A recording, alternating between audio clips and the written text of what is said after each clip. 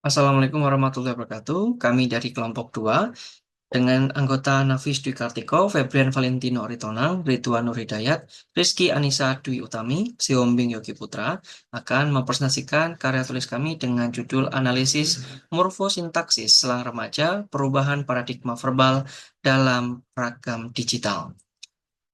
Berikut adalah pendahuluan dalam karya tulis kami.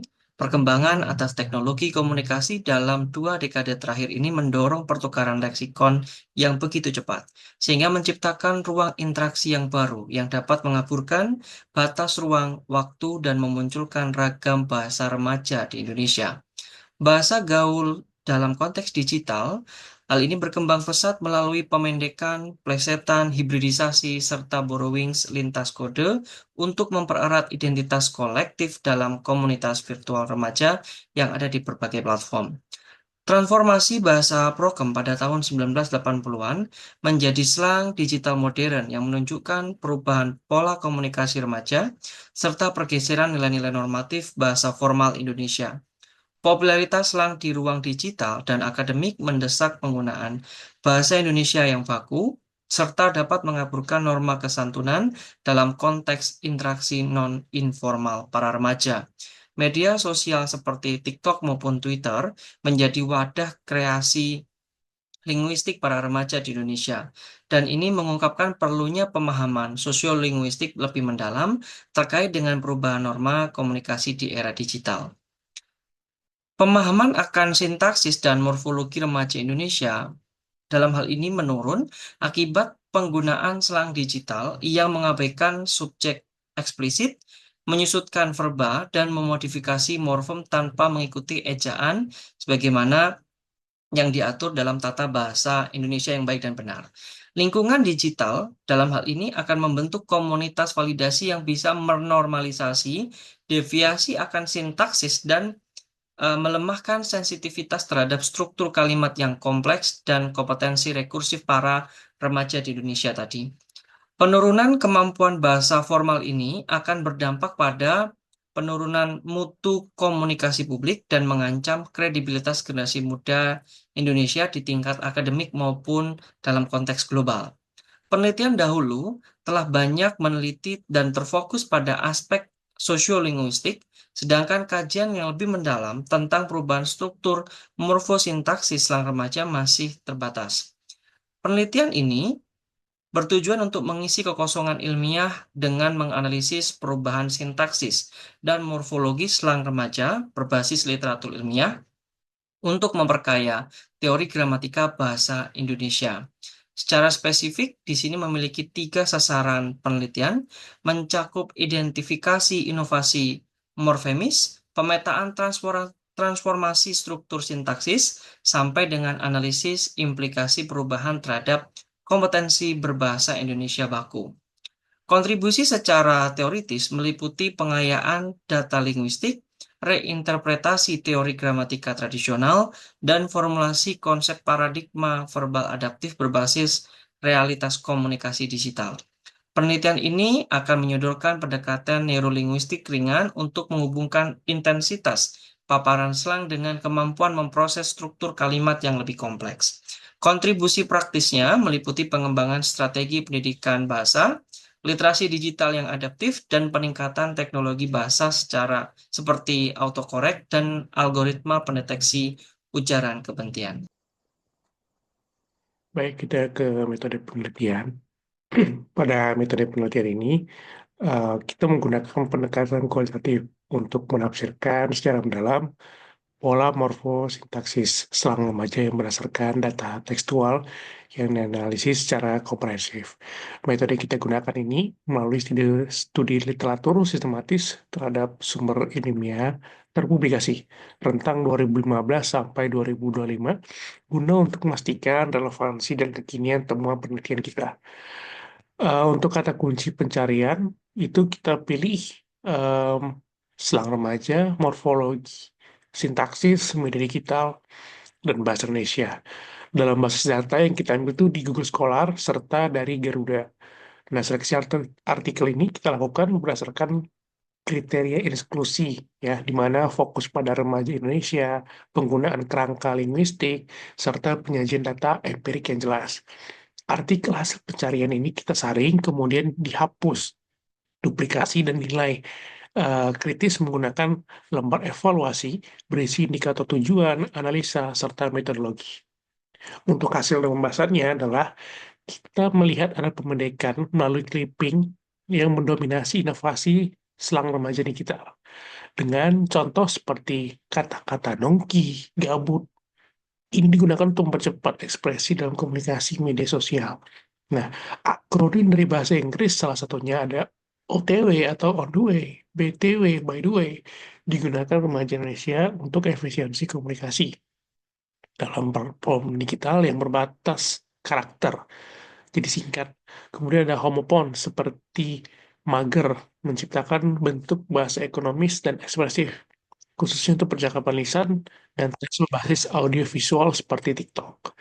Nah, untuk hibridisasi morfem Indonesia-Inggris, contohnya ada yang kalimat ngepost, kemiotan, itu contoh misalnya di Zoom ya, yang menciptakan adaptasi kreatif remaja terhadap kosakata global dan di dunia digital.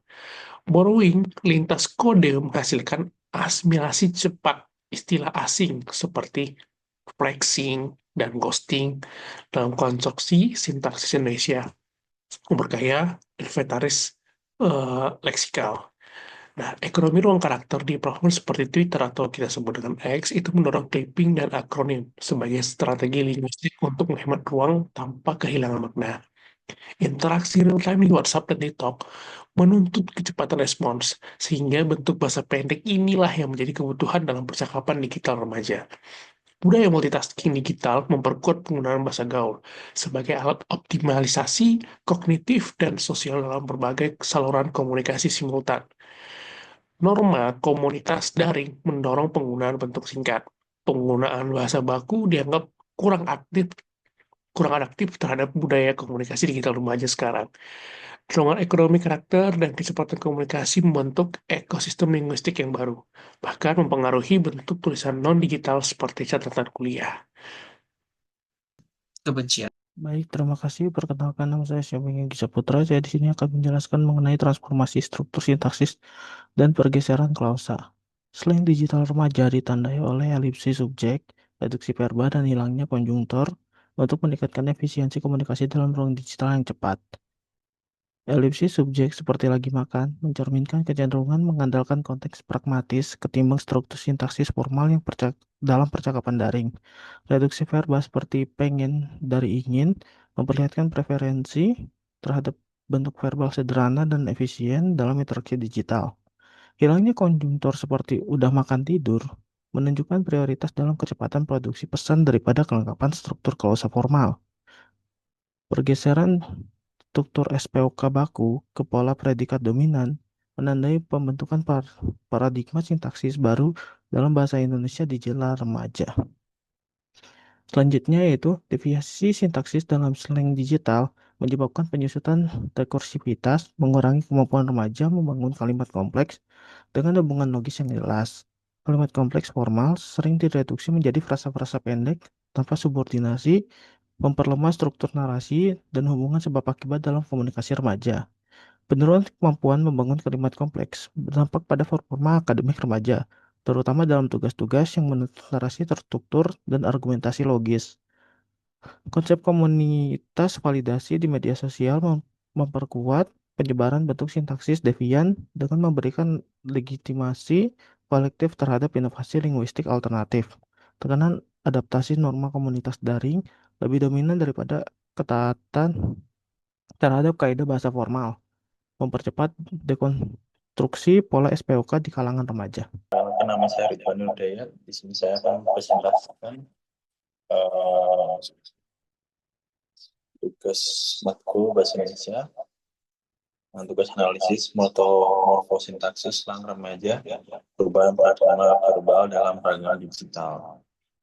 Di sini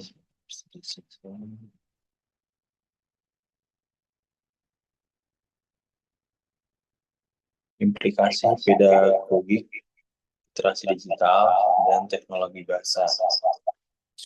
Pembelajaran sintaksis adaptif harus memperkenalkan struktur kalimat formal dan non-formal secara berdampingan, disertai analisis kritis terhadap perubahan pola akibat slang digital. Guru perlu menggunakan tes media sosial dalam latihan sintaksis untuk mengembangkan kesadaran, pragmatisme bahasa, serta menjaga sikap, prinsip, koherensi, dan ketepatan. Lalu ada modul pembelajaran disarankan melibatkan latihan berbagi kalimat slang menjadi bentuk baku tanpa menghilangkan pesan komunikatifnya, membangun kesadaran metalinguistik siswa. Kampanye literasi digital harus bersifat apresiatif, mengakui fungsi sosial slang, dan mendorong refleksi kritis tanpa menghakimi pengguna bahasa gaul. Strategi literasi perlu mengajarkan teknik code switching agar remaja memahami konteks penggunaan slang dan bahasa formal secara adaptif dan efektif. Pengembang NLP perlu menyusun daftar fitur morfon sintaksis slang, mencakup clipping, hibridisasi, dan transformasi verba subjek untuk meningkatkan akurasi autocorrect bahasa Indonesia. Algoritma NLP harus mampu membedakan bentuk slang komunikatif dari kesalahan ketik guna mengoptimalkan fungsi autocorrect dan analisis sentimen berbasis slang. Sentimen analisis berbasis slang membantu mesin memahami nuansa emosi remaja, menghindari kesalahan interpretasi dalam deteksi sikap positif atau negatif. Moderator konten perlu mengembangkan sistem deteksi ujaran kebencian berbasis kombinasi slang dan frasa negatif dengan pendekatan berbasis konteks semantik. Strategi moderasi harus menjaga prinsip keadilan algoritmik, mencegah overcensorship terhadap aspek kreatif netral yang menggunakan bahasa slang. Perkenalkan, saya Rizky Anissa dari kelompok 2 akan melanjutkan pembahasan implikasi pedagogik, literasi digital, dan teknologi bahasa. Kurikulum Bahasa Indonesia perlu memasukkan analisis kritis terhadap variasi sintaksis slang melalui teks nyata, misalnya dari media sosial, meme, dan percakapan daring. Selanjutnya, pengajaran sintaksis berbasis project learning mendorong siswa memahami fleksibilitas bahasa sekaligus mempertahankan prinsip kejelasan, kesantunan, dan pragmatik digital. Kemudian, literasi digital juga harus mengajarkan prinsip kontekstual appropriateness agar remaja memahami batasan-batasan apa saja dalam penggunaan slang di ruang pribadi, publik, maupun profesional. Jadi, remaja bisa memahami batasan dan penggunaan sesuai dengan ruangnya. Selanjutnya, modul literasi digital berbasis simulasi kasus juga membantu siswa menginternalisasi kesadaran kritis terhadap dampak pragmatik dan reputasional penggunaan slang. Dan yang terakhir, model NLP berbasis korpus slang membuka inovasi layanan publik, membuat chatbot, dan aplikasi e-learning berinteraksi lebih alami dan inklusif dengan penggunaan mudah. Selanjutnya, kesimpulan dari hasil analisis morfosintaksis slang remaja, perubahan paradigma verbal dalam ragam digital. Yang pertama adalah penelitian mendeskripsikan karakteristik morfosintaksis slang remaja Indonesia dan menganalisis perubahan paradigma verbal dalam konteks komunikasi digital berbasis telaah literatur. Yang kedua, clipping, akronim, homofon, hibridisasi, morfem Indonesia-Inggris, dan borrowing lintas kode mendominasi inovasi morfonis slang remaja demi kecepatan dan efisiensi komunikasi yang dilakukan. Yang ketiga, transformasi sintaksis tercermin dalam elipsis subjek, reduksi verbal, dan penghilangkan konjungtor yang mempercepat komunikasi namun menurunkan kompleksitas gramatikal. Yang keempat, pergeseran struktur kalimat ke pola predikat dominan menunjukkan adaptasi pragmatik di bahasa terhadap dinamika komunikasi digital dan normalisasi bentuk alternatif. Dan yang terakhir, implikasi praktis penelitian meliputi reformulasi pembelajaran bahasa, literasi digital apresiatif, pengembangan teknologi NLP adaptif, dan penguatan kesadaran etika berbahasa. Sekian pembahasan dari kelompok 2. Terima kasih.